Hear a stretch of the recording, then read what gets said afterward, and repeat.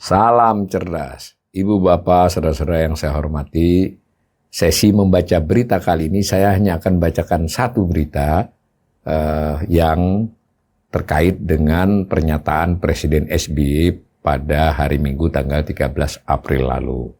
Tapi nanti juga saya akan perlihatkan hal yang berhubung melalui mesin pencaharian. Nah, ada banyak media yang memberitakan, tetapi untuk variasi kali ini saya membacakan dari IDN Times. Biasanya saya dari beberapa media yang lain kan. Judulnya adalah SBY soroti Amerika Serikat, AS Cina memanas, kenang krisis ekonomi 2008-2009. Nah, ditulis pada tanggal 14 April 2025 jam 8 pagi. Nah, ada gambar tentang Pak SBY dalam forum tersebut kemarin hari Minggu. Nah, beritanya begini, Presiden ke-6 RI, Susilo Bambang Yudhoyono, yang biasa dipanggil SBY, menyoroti memanasnya hubungan dagang antara Amerika Serikat dan China. Ketegangan ini dipicu oleh kebijakan AS yang menerapkan tarif tambahan terhadap barang impor dan puluhan negara termasuk China. Melihat eskalasi perang dagang yang terjadi saat ini, SBY pun mengingat kembali krisis ekonomi global yang sempat mengguncang dunia saat ia masih menjabat sebagai presiden pada tahun 2008-2009. Saat itu, ini menurut pernyataannya Pak SBY ya di forum tadi, di acara beliau, saat itu ia turut aktif dalam sejumlah forum internasional untuk mencari solusi bersama menghadapi gejolak ekonomi dunia. Ini IDN Times mengutip ceritanya Pak SBY di forum tersebut ya. Nah, dikatakan begini, pada sebuah forum di London sempat terjadi perbedaan pendapat antara Amerika Serikat dengan Uni Eropa terkait langkah mitigasi krisis ekonomi global antara melakukan deregulasi atau reformasi. Ini ceritanya Pak SBY ya. Nah, kemudian diturunkan berita satu subjudul ya, sulit pulih pasca guncangan ekonomi dan telan biaya besar. Nah, saat itu kata SBY dirinya beranggapan langkah yang diambil tidak harus bersifat eksklusif sebab tidak mudah mengatasi jika gejolak ekonomi global dan butuh biaya tinggi. Saya masih ingat, mengapa tidak dua-duanya? Mengapa harus memilih dari antara dua tadi ya, antara deregulasi dan reformasi? Kira-kira begitu konteksnya. Saya ingin menyampaikan sekali terjadi guncangan ekonomi tidak mudah untuk mengatasinya dan kosnya sangat tinggi, kata SBY saat jadi pembicara dalam acara beliau sendiri ya, The Yudhoyono Institute di Hotel Grand Sahid, Jakarta, Minggu 13 April 2025. Itu subjudul 1. Subjudul 2, kekhawatiran ketegangan Amerika Serikat Cina berujung krisis yang meluas. Nah, ditulis oleh IDM, masih ada gambar Pak SBY lagi di layar lebarnya ini. SBY pun menyoroti SBY pun menyoroti dampak yang bisa ditimbulkan dari ketegangan perdagangan Amerika Serikat Cina terhadap perekonomian global. Ia khawatir perang dagang ini bisa berujung pada krisis yang lebih luas.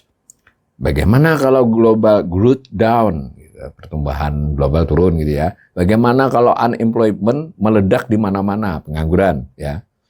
Bagaimana kalau inflasi terjadi di belahan bumi dunia? Bagaimana nasib negara-negara miskin? Bagaimana kalau debt crisis ya? Wah, ini luar biasa nih pernyataan Pak SBY. Tidak hanya mengkhawatirkan global growth down, tidak hanya mengkhawatirkan employment, tidak mengkhawatirkan inflasi, lalu lebih serius beliau mengatakan bagaimana nasib negara miskin, dan ini nih, bagaimana kalau debt crisis? Ini ya berarti skenario doomsday ya, hari kiamat jadinya. So sama. Mengapa tidak kalau kita menjadi bagian dari solusi ya, gitu kira-kira ya. Say something, do something once again agar ini tidak makin menjadi jelasnya. Nah, yang ketiga, Indonesia harus bicara, jangan diam. Jadi konteks itu tadi rupanya adalah pada bagian berita ini. Lebih lanjut, SBY mengimbau agar Indonesia harus terus aktif berbicara dalam mengatasi geopolitik global yang saat ini sedang bergejolak. Meski pendekatan politik diplomasi Indonesia bebas aktif, namun bukan berarti harus berdiam saja. Menurutnya Indonesia harus terus menyampaikan pandangan. Kita dari mimbar ini, dari bumi Indonesia harus juga ikut bicara. Mimbar beliau tadi ya, jangan diam. Politik bebas aktif tidak berarti diam, tidak berarti tidak berpendapat. Tentu kita harus bisa dengan penuh tanggung jawab, dengan tujuan yang baik ikut menyampaikan pikiran-pikiran kita, imbuh dia. Sayangnya ini beritanya pendek, tapi saya sudah lihat juga berbagai berita media lain pun ya hanya segini. Mungkin para pemirsa harus nonton YouTube-nya ya. Mudah-mudahan ada, saya tadi belum sempat ngecek apa ada YouTube lengkapnya. Nah, cuma konteks saya untuk membacakan berita ini adalah untuk mengingatkan bahwa ini Pak SBY mengenang masa ketika dia presiden, ada peristiwa yang mirip-mirip dengan ini pada waktu itu 2008-2009 itu kan dimulai dari krisis di Amerika ya, gara-gara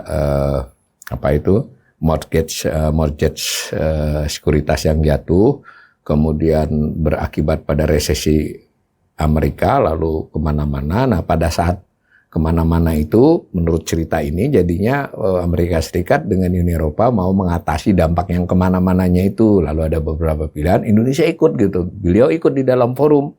Nah kira-kira gitu ya. Nah tapi saya ingin mengingatkan dengan cara tidak bacakan berita, tapi mari kita ketik di mesin pencaharian ya. Nah kebetulan saya pakai Google.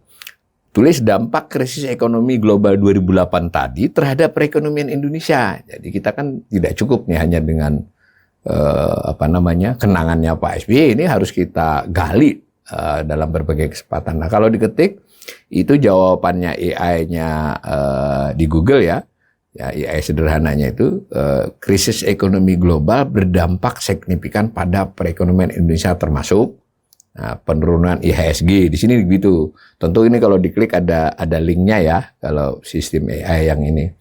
Nah lalu yang kedua, tekanan di pasar obligasi, harga surat utang Indonesia menurun drastis. Ini penting nih ya, penurunan IHSG tadi, IHSG merosot tajam karena dana asing keluar. Kemudian tekanan di pasar obligasi, harga surat utang Indonesia menurun drastis. Nah, krisis perbankan, sektor perbankan mengalami krisis finansial terutama pada likuiditas. Ini saya tekankan betul ya, bahwa ini kan bisa kita, kalau Pak SBY mau mengenang 2008 yang terjadi ini. Meskipun nanti kalau diklik memang ini tidak seperti 98 ya, ini lebih di Indonesia hanya resesi belum sampai krisis.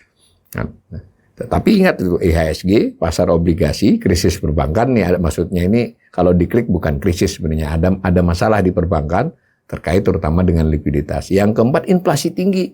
Nah, waktu itu inflasi tinggi, kita masih inflasi rendah nih, nggak tahu nanti. Tapi yang tiga tadi sudah terjadi itu sebenarnya. Nomor satu IHSG sudah, obligasi sudah, meskipun belum sampai pada level yang 2008 ya. Perbankan ya tidak bisa menutupi bahwa mereka sebenarnya sudah mulai sedikit bermasalah likuiditas. Inflasi kita masih rendah. Lalu yang berikutnya nilai tukar rupiah anjlok. Nah kan serupa. Lalu tingkat pengangguran meningkat. Nah ini agak sedikit perlu diskusi ya. Indonesia fenomenanya yang sekarang cukup unik. Penganggurannya sih turun, tetapi yang bekerja di sektor informal meningkat. Atau yang jadi orang bekerja, jadi tidak menganggur, tapi kualitas pekerjaannya menurun. Nah, bisa begitu cara bacanya. Lalu kerusuhan sosial, nah ini tidak terjadi ya, tapi 2008 sempat ada di beberapa tempat. Dan runtuhnya beberapa bank dan perusahaan besar. Nah, dalam konteks ini saya ingatkan nih, salah satunya adalah Bank Senturi. Nah, saya tidak lihat video lengkapnya Pak SBY. Salah satu solusi dari pemerintahan SBY adalah terhadap bailout terhadap Bank Senturi yang masalahnya sampai sekarang masih kontroversial ya. Dan pada kasus itu sudah ada Deputi Gubernur Bank Indonesia kan kena pidana ya, dipenjarakan, tapi gubernurnya tidak ya.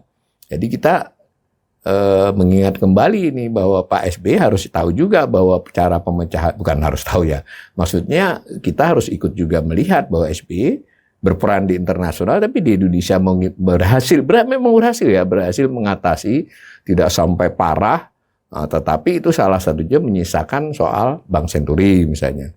Ada soal penurunan investasi pada waktu itu, ada penurunan jumlah rumah tangga miskin pada waktu itu, dan seterusnya. Nah, silahkan kita cek, ini ada informasi bagaimana mengatasinya pemerintah dan Bank Indonesia supaya kita tidak hanya dengar cerita tadi ya dari Pak SBY, tapi juga kita bisa di sini memang ada langkah-langkah mengaman sektor perbankan, mengamankan pasar modal, mengamankan jaring pengaman sosial, meredam guncangan, mengandalkan perbankan domestik dan seterusnya. Jadi di 2008 itu ada kasus Bank Senturi, tapi di sisi lain memang ada peningkatan bansos yang diberikan, jaminan jaring pengaman sosial juga. Nah, kita juga akan lihat pasar modalnya. Nah, kira-kira begitu. Mudah-mudahan ini jadi karena Pak SBY yang sendiri yang mengungkit peristiwa 2008-2009.